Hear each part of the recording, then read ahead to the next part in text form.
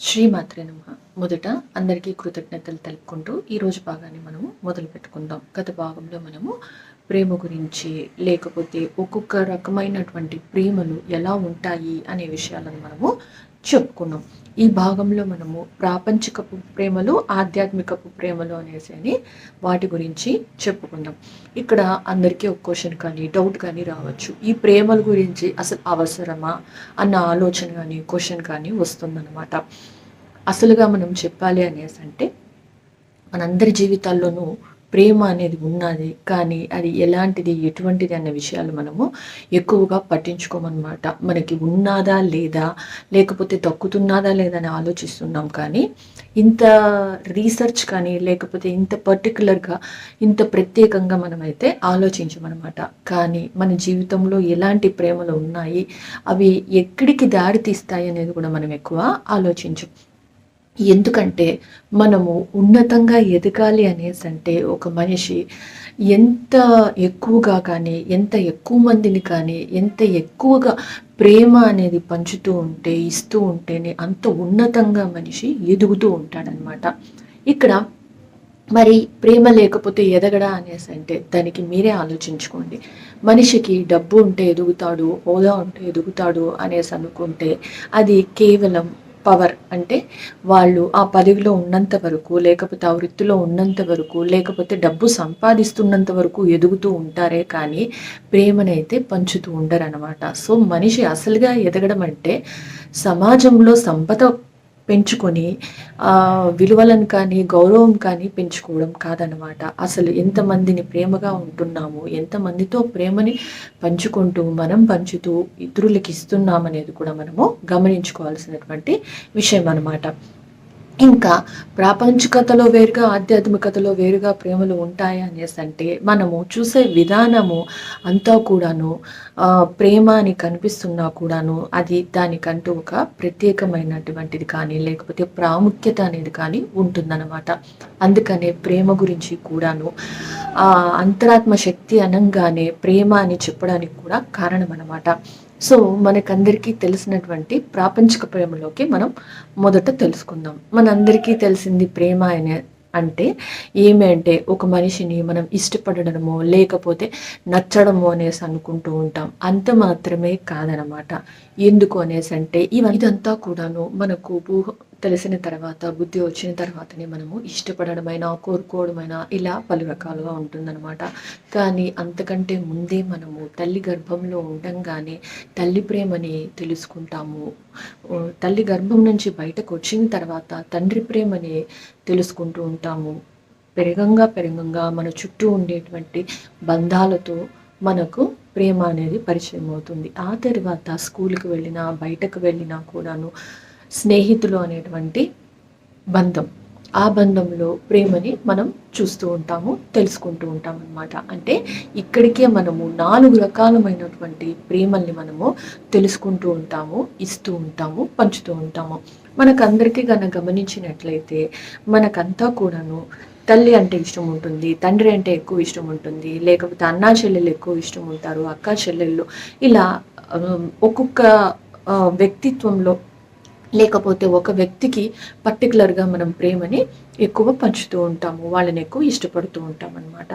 సరే, ఎటువంటి బంధం లేకపోయినా కూడాను మొట్టమొదటిగా మనకి ఏర్పడేది స్నేహం అనే బంధం అన్నమాట. సో అక్కడ అన్నిటికంటే కూడాను మనము ఫ్రెండ్స్కి, స్నేహితులకి ఎక్కువ ప్రాముఖ్యతనిస్తూ వస్తాం.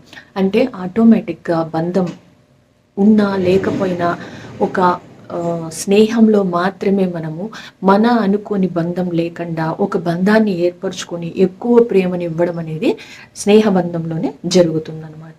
సో అక్కడికి మనము మనతో సంబంధం లేకుండా, బంధం లేకుండా ఉండేటువంటి బంధాలతో కూడాను మనము ప్రేమ అనేది మొదటగా మనకి పరిచయం అవుతుంది. సో స్నేహం తర్వాతనే, ఒక వయసు వచ్చిన తర్వాతనే మనకి ఇంకొక బంధం ఏర్పడుతుంది. అదే మనతో ఉండేటువంటి పార్ట్నర్ అన్నమాట. సో మనకి ఒక వయసులో వచ్చినప్పుడు కలిగేటువంటి ఆకర్షణను కూడా మనము ప్రేమ అనుకుంటూ ఉంటాము. సో అది పక్కన పెడితే మనకు కలిగేటువంటి రెండో బంధము, అంటే మనకి ఎటువంటి బంధం లేకపోయినా మనకి చిన్నప్పటి నుంచి మనతో కాకుండా ఉండేటువంటి బంధాలు రెండే అనమాట. ఒకటి స్నేహము, రెండు ప్రేమ అనమాట. అంటే ఒక వ్యక్తి మీద మనకు కలిగేటువంటి ఆ వ్యక్తితో బంధం లేకపోయినా కలిగేటువంటిది ప్రేమ అనమాట. సో ఈ రెండు బంధాలు మనకి మన అని అనుకునే బంధం లేకపోయినా కలిగేటువంటి ప్రేమలనమాట. సో ఇక్కడ మనం బాగా గమనించినట్లయితే మన అక్క చెల్లెలు కానీ, బంధువులు కానీ, లేకపోతే చివరికి అమ్మా నాన్నలు కానీ మనమి కోల్పోయినప్పుడు కొంతవరకు బాధపడుతూ ఉంటాం. కానీ దానికంటే ఎక్కువగా అంటే దానితో సమానంగా మనం బాధపడేది కూడా బంధువులు, మనం ప్రేమించినటువంటి వ్యక్తి మనకు దూరమైనప్పుడు అనమాట. అంటే ఇక్కడ మనము ఎప్పుడైతే మనతో పాటు అంటే మన జన్మ జరిగినప్పుడు తర్వాత మనం ఏర్పడిన బంధాలతో మనము లోపల ముడిపడి ఉంటాం. అంటే శారీరకంగా ఒక బంధం అనేది ఏర్పడి ఉంటుంది. వాళ్ళని ప్రేమించడంలో మన బాధ్యత అనేది ఉంటుందన్నమాట. అంటే బాధ్యత అని పర్టికులర్గా చెప్తున్నాను. సో బాధ్యత అనేది ఉంటుంది. అలా కాకుండా మనకు ఎటువంటి బాధ్యత లేకుండా, ఎటువంటి కర్తవ్యం లేకుండా మనం చేసేటువంటి రెండు పనులు, ఒకటి స్నేహము, రెండు ప్రేమ అనమాట. అందుకే ఒక స్నేహితుడు దూరం అయినప్పుడు ఆ స్నేహాన్ని భర్తీ చేయడానికి చాలా అంటే చాలా అవకాశాలు తక్కువే ఉంటాయన్నమాట. ఎందుకు అంటే ఎప్పుడైతే మనము ఒక ఫ్రెండ్ని బెస్ట్ ఫ్రెండ్ అనుకుంటామో, లేకపోతే నియరెస్ట్ చాలా సన్నిహితమైనటువంటి వ్యక్తి అనుకుంటామో ఆ వ్యక్తిని, ఒకే ఒక వ్యక్తిని బాగా గమనించండి. మనకి ఇష్టమైనటువంటి బెస్ట్ ఫ్రెండ్ ఒక్కరే ఉంటారు. చాలామందికి తక్కువగానే ఉంటారనమాట. లేకపోతే కొంతమంది విషయాలలో మాత్రమే ఒకరిద్దరి కంటే ఎక్కువ ఉండడం అనేది జరగచ్చు. కానీ ఎక్కువ మంది విషయాలలో మాత్రం ఒక్కరే ఉంటారు. సో అంత బెస్ట్ ఫ్రెండ్ అనేది ఒక సన్నిహితమైనటువంటి, అది స్నేహితుడన్నా కానివ్వండి, స్నేహితురాలైనా కానివ్వండి, ఒక్కరే ఉంటారనమాట. సో ఇలా మనకి ఆ ఒక్క వ్యక్తి స్థానాన్ని మిగిలిన ఏ వ్యక్తి కూడాను రీచ్ అవ్వలేరు. అంటే ఆ స్థాయికి చేరుకోలేరు. ఎందుకంటే మనము ఎదుటి మనిషికి బెస్ట్ ఫ్రెండ్ అనే ట్యాగ్ని మనం ఇచ్చేసాం. గుర్తుపెట్టుకోండి, మనము ఇచ్చేసాము.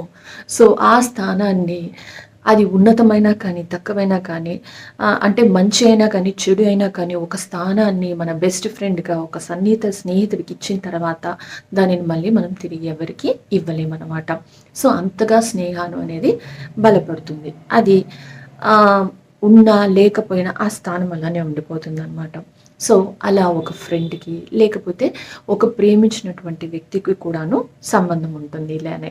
సో ఎందుకు అనేసి అంటే మనము ఒక బంధం లేనటువంటిది ఒక స్నేహాన్ని పంచడం అనేది నేర్చుకున్నాం. తర్వాత వయసు పెరిగే కొద్దీ ప్రేమ అనే బంధాన్ని ఒకటి ఏర్పరచుకుంటాం. అంటే నెక్స్ట్ స్టెప్కి వెళ్ళామన్నమాట.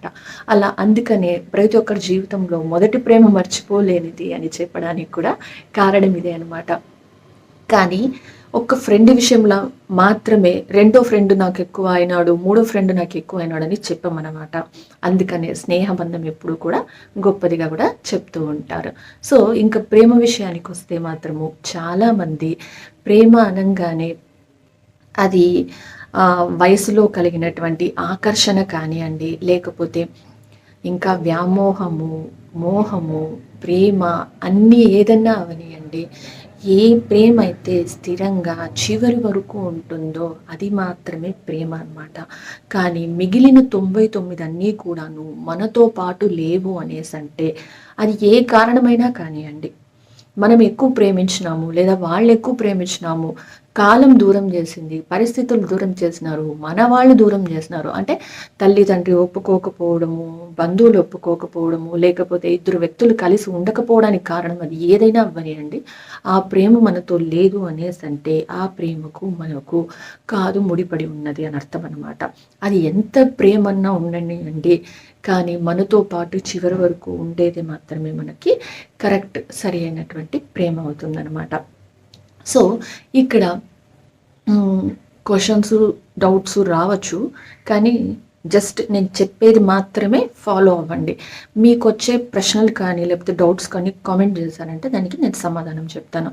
సో ఈ విధంగా మనకి ఏ విధమైనటువంటి ప్రేమ మన జీవితం లాస్ట్ వరకు ఉంటుందో అది మాత్రమే మనకి ఎదగడానికి కానీ ముందుకు వెళ్ళడానికి కానీ, అది మనకి ఇష్టం లేకపోయినా కూడా మనకి ఉపయోగపడేది అని చెప్పవచ్చు. లాభము అని చెప్పడం కంటే మనం ముందరికి వెళ్ళడానికి ఉపయోగపడుతుంది అని మాత్రం ఖచ్చితంగా చెప్తాను.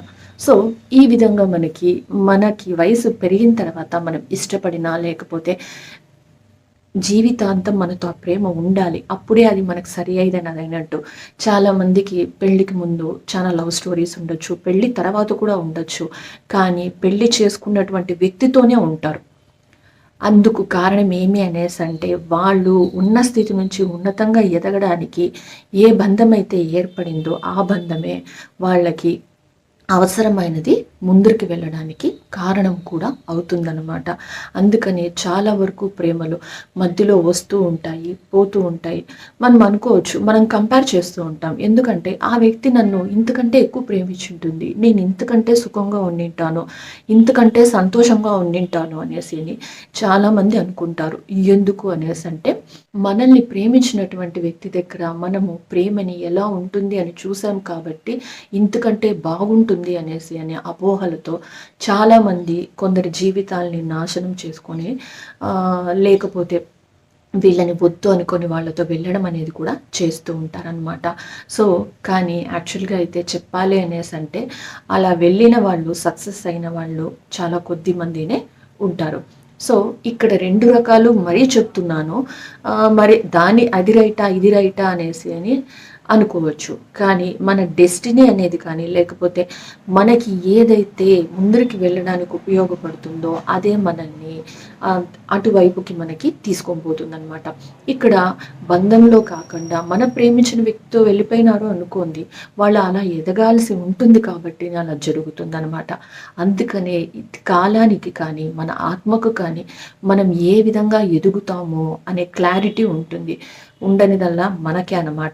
ఎందుకంటే మనము మనసు స్థితిలోనూ బుద్ధి స్థితిలోనూ కొట్టుమిట్టాడుతూ ఉంటాం. కానీ బుద్ధి కానీ మనసు కానీ ఏదో ఒక్కదాన్ని ఫాలో అయ్యి మన జీవితాంతం కన్నా ఉన్నాము అనేసి అంటే అప్పుడు మనం ఖచ్చితంగా ఉన్నతంగా ఎదగడానికి అవకాశం ఉంటుంది. సో మరి బుద్ధికి అంటే ఇప్పుడు పెద్దవాళ్ళు ప్రేమను వద్దని వేరే వాళ్ళకి పెళ్లి చేశారు అనేసి అనుకుందాం, అక్కడ వచ్చి మనం బుద్ధిని ఫాలో అవుతామన్నమాట. లేదు పెద్దవాళ్ళని ఎదిరించి మనం దూరంగా వెళ్ళి లవ్ మ్యారేజ్ చేసుకున్నారు అనుకుందాం, అప్పుడు వాళ్ళు మనసుని ఫాలో అయినారనమాట. అంటే అక్కడ ఎటువంటి కష్టాలు వచ్చినా నష్టాలు వచ్చినా వాళ్ళు వాటిని అందటినీ కూడాను వాళ్ళ ఆలోచనలతో శ్రమతో ఎదుర్కొని ముందుకు వెళ్తారు. ఇక్కడ మనసుని వద్దు అనుకొని బుద్ధి అంటే పెద్దవాళ్ళు చెప్పినట్టు బుద్ధిని ఫాలో అయ్యి పెళ్లి చేసుకున్నారు. కానీ పెళ్లిలో ఉండేటువంటి గొప్పతనము కానీ పెళ్ళి అయిన తర్వాత ఆ మాంగళ్యానికి కానీ ఉండేటువంటి గొప్ప శక్తి ఏమి అనేసి అంటే మనము పెళ్ళిని ఎవరినైతే చేసుకుంటామో వాళ్ళని ప్రేమించే విధంగా మారడానికి కూడాను మార్చే శక్తి కానీ ఉంటుందన్నమాట. అందుకని ఎంత ప్రేమించిన వాళ్ళైనా కూడాను పెళ్ళి తర్వాత వాళ్ళ భర్తను భార్యను కూడా ప్రేమిస్తూ ఇక్కడ మళ్ళీ ఒక డౌట్ రావచ్చు, మేము ఫస్ట్ ప్రేమించినంత లేదండి అనేసి అనుకోవచ్చు. కానీ నిజమే లేదు అన్న ఆలోచన ఉంటుంది. కానీ ఇక్కడ భార్యకు కానీ భర్తకు కానీ మనస్ఫూర్తిగా కానీ లేకపోతే వాళ్ళ కర్తవ్యం అనుకోండి వాళ్ళు చేయాల్సినదంతా చేస్తూ ఉంటారనమాట. ఇక్కడ ఒక విషయాన్ని మనం క్లారిఫై చేసుకుందాం. ఏమి అంటే మనస వాచ కర్మణ. సో ఈ మూడింటి గురించి అందరికీ తెలుసు. మనం మనసులో ఏమనుకుంటున్నామో దానిని, మన ఆలోచనలు ఏదైతే ఉన్నాయో దానిని మనమే చెప్పాలి, అదే చెయ్యాలి అనేసి. కానీ మన ఆలోచనల్లో కానీ మన మనసులో కానీ ఏముందో లోపలే ఉండి ఏదైతే మనం చేస్తామో దానికే మనకి కర్మఫలం అనేది ఉంటుందన్నమాట. ఇప్పుడు ఆలోచనల్లో కానీ మనసులో కానీ ఒకరిని కొట్టాలి అనేసి ఉంటుంది, లేదా ఒకరిని చంపాలి అనేసి ఉంటుంది. మీరు చంపేయండి, కొట్టేయండి, దానివల్ల ఎదుటిగా ఉండే మనిషికి నష్టం జరుగుతుందా లేదా కష్టం వస్తుందా? రాదు. కానీ ఎప్పుడైతే మీరు కర్మన సో ఇక్కడ చేస్తారో అప్పుడే దానికి సంబంధించినటువంటి కర్మఫలాన్ని మీరు అనుభవిస్తారనమాట. అందుకనేసనే మనకు ఇష్టం ఉన్నా లేకపోయినా పెళ్లి తర్వాత వాళ్ళు ఏదైతే చేస్తూ ఉంటారో వాళ్ళ భార్య కానీ భర్తని కానీ బాధ్యతగా నిర్వర్తిస్తూ ఉంటారో ఆటోమేటిక్గా వాళ్ళు కర్మ అనేది ఖచ్చితంగా మంచిగా చేస్తూ ఉంటారు. కాబట్టి వాళ్ళు చేసేదాని వల్ల ఉన్నతంగా అయితే ఎదుగుతారనమాట. ఇక్కడ మళ్ళీ ఒక క్వశ్చన్ వస్తుంది, మాకు మనసులో లేదు చెయ్యాలి కాబట్టి చేస్తున్నాము అనేసి 100% సాటిస్ఫాక్షన్ లేకుండా ఇష్టం లేకుండా చేస్తున్నాము అనేసి అని కూడా అనుకుంటూ ఉంటారు. నిజమే, అలా అనుకున్నప్పుడు ఒకటి బాగా గుర్తుపెట్టుకోండి, తప్పు అనేది కానీ ఒక కర్మ అనేది కానీ ఇష్టంతో చేసిన ఇష్టం లేకుండా చేసిన దానికి తగినటువంటి ఫలితాలనైతే మనం అనుభవించి తీరుతామన్నమాట. ఎలా అయితే ఒక వ్యక్తిని మన ఆలోచనలతో మన మనసులో చంపేశాము కానీ కర్మలో చేయలేదనుకుందాం, అప్పుడు వాడికి శిక్ష ఎలా పడుతుంది? సో అలానే అనమాట, ఎప్పుడైతే మనం చేస్తామో దానికే ఫలితం అనేది ఉంటుంది. సరే, ఇప్పుడు ఆ వ్యక్తి ఇష్టం లేదు, ఇంకొకరిని పెళ్లి చేసుకున్నాను, వాళ్ళని కష్టపెడుతున్నాము అనుకోండి. నిజమే, కష్టపడుతున్నాం. నువ్వు చేసిన దానికి నువ్వు ప్రేమ అనేది లేకపోవచ్చు, ప్రేమించకపోవచ్చు, దానికి ఆ స్థానంలో నువ్వు చూపిస్తున్నటువంటి ద్వేషానికి నీకు శిక్ష అనేది ఉంటుందన్నమాట. అందుకనే మనం ప్రేమించినా కూడాను శిక్ష పడుతుంది. మరి వాళ్ళను వదిలి వీళ్ళని పెళ్లి చేసుకున్నాం కాబట్టి వాళ్లకు శిక్ష వేస్తున్నాము అని మనం అనుకుంటూ ఉంటాం. కానీ కాదు, ఇక్కడ వాళ్ళని హింసిస్తూ తనకు తాను శిక్ష వేసుకుంటున్నాడనమాట. ఎదుటి మనిషికి శిక్ష వేస్తున్నాను అనుకొని తనకు తాను శిక్ష వేసుకుంటూ ఉంటారు. అంటే కర్మ యొక్క ఫలితాన్ని వాళ్ళు అనుభవించాల్సినటువంటి అవసరం పడుతుందనమాట. అలా కాకుండా కర్తవ్యాన్ని నిర్వర్తిస్తూ పోవడం వల్ల ఆ శిక్ష నుంచి తప్పించుకోవడం కాకుండా ప్రతి ఒక్కరిని ప్రేమించడం అనే విషయం వరకు మనము ఎదగవచ్చును. అందుకనేసి మనము ప్రేమలో ఒక వ్యక్తినే కాకుండా అక్కడనే ఆగిపోకుండా జీవితం అనేది ముందరికి వెళ్ళాలి, ముందరికి సాగాలి అని చెప్పడానికి కూడా కారణం. ఒక్క స్నేహబంధంలో మాత్రమే బెస్ట్ ఫ్రెండ్గా మనము వేరే వాళ్ళకి ఆ స్థానాన్ని ఇవ్వలేకపోవచ్చు, కానీ మనము ప్రేమ స్థానంలో మనము ఖచ్చితంగా ఇస్తూ ఉంటామన్నమాట. దానికి కారణం కూడా ఉన్నది. ఏమి అనేసి అంటే ప్రతి ఒక్కరికి కూడాను ప్రేమ అనేది ఇవ్వడం అనేది చాలా సులభమైన పని, కానీ దానిని మనం కష్టతరంగా ఎప్పుడు మార్చుకుంటున్నాము అనేసి అంటే కేవలం ఒక వస్తువుకో ఒక మనిషికో పరిమితం చేసేస్తున్నాం. అంటే ఒక వ్యక్తినే నేను ప్రేమిస్తాను, ఇంకా జీవితంలో ఇంకొక వ్యక్తికి స్థానం లేదు అనేసి అంటే ఓకే, ఆ స్థానం లేదు అన్నారు చూసినారా, అది ఉన్నతమైనది. ఎందుకు అనేసి అంటే అతను లేకపోతే ఆమె కానీ అతనికి కాకుండా వాళ్ళకి కాకుండా ఇంకొకరికి వాళ్ళ జీవితంలో స్థానం లేదని ఇంకొకరిని పెళ్లి చేసుకోకుండా వాళ్ళనే ఆరాధిస్తూ చివరి వరకు ఉంటారు. అంటే అక్కడ 5వ స్థాయి వరకు వెళ్తారనమాట. ఒక వ్యక్తిని ఆరాధించడం 5వ స్థాయి వరకు చేస్తారు కాబట్టి ప్రేమలో ఆరాధన వరకు వెళ్తారు. సో అది ఉన్నతమైనదే కాబట్టి అది కూడా కరెక్టే అనమాట. ఇంకా మనం ఆల్రెడీ చెప్పుకున్నాం, ఒకరిని ప్రేమిస్తాము ఇంకొకరిని పెళ్లి చేసుకుంటాము, ఇటువంటి కేసులు ఏం జరుగుతుంది అనేసి అంటే ప్రేమని మనం మాత్రమే ఇచ్చాము, ఎదుటి మనిషి మనకి ఇవ్వలేదు, పొందలేదు, లేకపోతే దక్కలేదు. ఎందుకంటే కొన్ని కారణాల వల్ల ప్రేమ పెళ్లి వరకు వెళ్ళవు కాబట్టి చెప్తున్నాను అనమాట.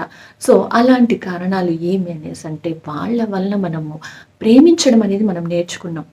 ఎందుకంటే ప్రేమని పంచుతున్నాం కాబట్టి, ఎదుటి మనిషి మనం ప్రేమించినాం కాబట్టి వాళ్ళు కూడా మనని ప్రేమించాలి అనేసి రూల్ అయితే లేదు. అంటే ప్రేమ రిజెక్ట్ అయినటువంటి కారణాలు అది. సో రెండో విషయాలు, వివిధ కారణాల వల్ల పెళ్లి వరకు వెళ్ళలేదు అనుకుందాం. సో అలా పెళ్లికి వెళ్ళలేదు, ఇంకొకరిని పెళ్లి చేసుకోవాలి అనుకున్నప్పుడు మన ఆత్మ మనసు వరకు దాటి ఆత్మని అంటే ఉన్నతంగా ఎదగడానికి ప్రేమ బంధం అనేది కాస్త తెగిపోయి పెళ్లి బంధంలోకి వాళ్ళు వచ్చుంటారనమాట. అక్కడికి వచ్చేటప్పటికి పెళ్ళి అనేది పవిత్రమైనది, ఆ తాళి బంధానికి ఉండేటువంటి శక్తి గొప్పది అని చెప్పుకున్నాం కదా. ఆటోమేటిక్గా ఇద్దరు వ్యక్తులు కలిసి ఎదగడానికి ఉన్నతంగా వెళ్ళేదానికి ఒక బంధం అనేది అవసరమవుతుంది. అదే భార్యాభర్తల బంధం అన్నమాట. సో ఇక్కడ ఏదైనా కూడా బాగా గమనించండి, భార్యాభర్త కలిసి ఒక వ్యాపారాన్ని కానీ ఒక విషయాన్ని కానీ లేకపోతే ఏ విషయంలో అయినా కూడా భార్యాభర్త ఒకే మాట మీద ఉన్నారు అనేసి అంటే వాళ్ళు ఖచ్చితంగా ముందరికే వెళతారు, ఉన్నతంగా వెళ్తారు. అంటే ఇద్దరు ఆలోచించి ఒకరికొకరు తోడుగా నిల్చుకొని ఒకే పనిని ఇద్దరూ చేయడం అనేది, అది హత్యలు చేయడము అనేసి మళ్ళీ అనుకోవద్దండి. చెడు పనులు చేస్తే ఖచ్చితంగా చెడు పనుల వలన చెడు ఫలితాలు వస్తుంది, మంచి ఫలితాలు లేకపోతే మంచి పనులు చేస్తే దాని వలన ముందరికి అనేది వెళ్ళడం అనేది ఖచ్చితంగా జరుగుతుందన్నమాట. అందుకనే భార్య భర్త అనేది బండికి 2 చక్రాలని లేకపోతే ఏదైనా కానియండి, ముందు కాలాల్లో కూడాను పెళ్లి అనేది భర్తకి ఉన్నతంగా ఎదగడం కోసము, వాళ్ళకి సహాయం కోసంగానే భార్య అనేది అవసరం అని చెప్పి పెళ్ళిళ్ళు జరిపించేవాళ్ళనమాట. అందుకనే భార్యకు ప్రత్యేక స్థానాన్ని కూడా ఇవ్వడం అనేది జరిగింది. మరి ఇక్కడ డౌట్ రావచ్చు, మరి భర్త నుంచి భార్యకు అవసరం లేదా అనేసి అని. ఇక్కడ ఆడవాళ్ళకి కొన్ని ప్రత్యేకమైనటువంటి శక్తులు అని నేను అనను, కానీ వాళ్ళకి ప్రత్యేకమైనటువంటి స్థానమే ఉన్నది. ఎందుకు అనేసి అంటే, ఒక మగవాడు ఎదగాలి అనేసి అంటే ఆడదాని సహాయంతో డబల్ అంటే ఫాస్ట్గా ఎదగడగలడు. కానీ ఆడదై పుడితే చాలన్నమాట. ఎందుకంటే పుట్టినప్పటి నుంచినే తను అనుభవించేటువంటి బాధలు కానీ, లేకపోతే కష్టాలు, నష్టాలు, సంతోషంగా ఉన్నా కూడాను మీరు అనుకోవచ్చు ఆడవాళ్ళకి చాలా కష్టాలు ఉంటాయి. సో ప్రతి నెల వచ్చే కష్టం కంటే పెద్ద కష్టం అయితే ఎవరికి ఉండదనేసి నేను అనుకుంటున్నాను. సో అలా అటువంటి బాధలన్నీ భరిస్తూ అందరినీ, కుటుంబాన్ని కానీ అందరినీ కానీ చూసుకుంటూ, సో ఆటోమేటిక్గా మెడిటేషన్ చేయకపోయినా కూడా ఆడవాళ్ళు ముందరికి వెళ్ళడానికి కానీ, సాధనలు చేస్తూ మగవాళ్ళ కంటే ముందుకు ఉండడానికి కానీ కారణం అదే. మళ్ళీ ఒక క్వశ్చన్ వస్తుంది మీకు, ఏమి అంటే మరి ఎక్కడా కూడా బాబాలు ఎక్కువ ఉన్నారు, గురువులు ఎక్కువ ఉన్నారు, కానీ ఆడవాళ్ళు గురుస్థానంలో లేరు అనేసి అని చెప్పి ఆ ప్రశ్న అనేది మీకు రావచ్చు అనమాట. నిజమే, ఆ గురుస్థానంలో ఆడవాళ్ళు ఉండి ఆ స్థానానికి వాళ్ళు రావాలి అన్న ఆలోచనలు చేసుకోరు. ఎందుకు అనేసి అంటే ఆ గురువులను తయారు చేసే శక్తి కూడాను ఒక ఆడదానికే ఉంటుందన్నమాట. సో అందుకనే ప్రకృతి శక్తి అనేది చాలా గొప్పది. పురుష శక్తితో మనము ముందరికి వెళ్ళడానికి ఉపయోగపడుతుందే కానీ ప్రకృతి విధ్వంసానికి ఉపయోగపడుతుంది, తిరిగి సృష్టికి ఉపయోగపడుతుంది అన్నమాట. అందుకనే ఆడది సృష్టించడానికైనా ప్రళయానికైనా కారణం అవ్వడానికి కారణమవుతుంది. సో అంత శక్తి ఆడదానికి బై బర్త్, అంటే ఆడజన్మలో ఉండేటువంటి ప్రత్యేకత అదే అన్నమాట. సో ఇటువంటి శక్తి మగవాళ్ళకి తోడైతే ఆ సాధకుడు ముందుకి తొందరగా వెళ్ళగలడు అన్న ఆలోచనలతోనే వివాహం అనే చట్టాన్ని, లేకపోతే కార్యాన్ని సృష్టించడానికి కారణమైందనమాట. సో ఇక్కడ స్త్రీ పురుషుల శక్తి రెండూ కలిగి ఆడదానిలో నిక్షిప్తమై ఉంటుంది. కానీ మగవాళ్ళలో స్త్రీ శక్తి అనేది తక్కువగా ఉంటుంది, పురుష శక్తి ఎక్కువగా ఉంటుందన్నమాట. అందుకని దాన్ని సంపూర్ణం చేయడం కోసమనే వివాహం అనే బంధాన్ని కనుక్కోవడానికి కారణమైంది. సో ఈ విధంగా మనము ప్రేమలో ఒక స్థాయికి కానీ ఒక స్థానానికి కానీ పొందాలి అనేసి అంటే వివాహం తర్వాత అది ప్రేమ అన్న ఉన్నా లేకపోయినా శక్తితో మనము ముందుకు అనేది వెళ్తామన్నమాట. ఇక్కడ శక్తి అనే పదాన్ని వాడాను, బాగా గుర్తుపెట్టుకోండి. సో ఈ విధంగా మనకి పెండ్లి, ప్రేమ ఇటువంటి కాన్సెప్ట్స్ వరకు మనము ఒక రకమైనటువంటి ప్రేమలకి మనము వచ్చేసి ఉంటాం అన్నమాట. ఇక్కడికే మనము 4 రకాల ప్రేమల్ని మనము చూసేసి ఉంటాం. ఏది అంటే తల్లి ప్రేమ, తండ్రి ప్రేమ, అక్కా చెల్లెళ్ళు కానీ, అన్నా చెల్లెళ్ళు కానీ, మనతో తోబుట్టువులు అనేది వాళ్ళ ప్రేమ, తర్వాత స్నేహం అనేటువంటి బంధం, లేకపోతే స్నేహ బంధంతో పాటు ప్రేమ బంధం. అంటే ఒక వ్యక్తితో మనకి, అది ఆడైతే మగవాళ్ళతో, మగవాళ్ళైతే ఆడవాళ్ళతో కలిగేటువంటి ప్రేమ బంధము, అది వివాహం జరిగినా జరగకపోయినా కూడా, అంటే ప్రేమించిన తర్వాత పెళ్లి చేసుకున్నా, ప్రేమలు లేకపోయినా పెళ్లి చేసుకున్నా కూడాను ప్రేమ అనేది ఉంటుంది. కాబట్టి అక్కడికి మనము ఒక 4వ స్థాయి ప్రేమ వరకు మనము వచ్చేసి ఉంటామన్నమాట. సో తర్వాతి భాగంలో మనము దాని నుంచి ముందుకు ఎలా వెళ్తాము, ఏమి ఉంటుంది అనే విషయాన్ని మనము తెలుసుకుందాం. అప్పటి వరకు కృతజ్ఞతలు ఫ్రెండ్స్. Thank you.